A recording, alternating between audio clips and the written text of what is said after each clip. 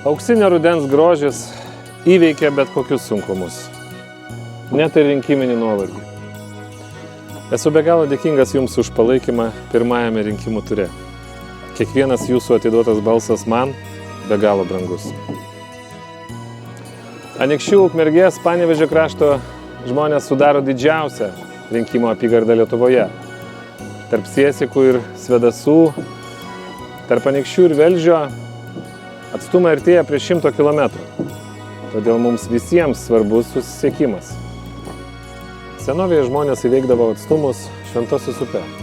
O šiandien mums reikia skubių sprendimų dėl kelių finansavimo, dėl viešo susisiekimo, dėl sveikatos, švietimo, socialinių reikalų. Sutelksiu visą savo dėmesį į svarbiausių problemų sprendimą Seime. Visada dariau tai sąžiningai ir su didelė aistra. Jūsų valioje patikėti man atstovauti Jūs Lietuvos parlamente.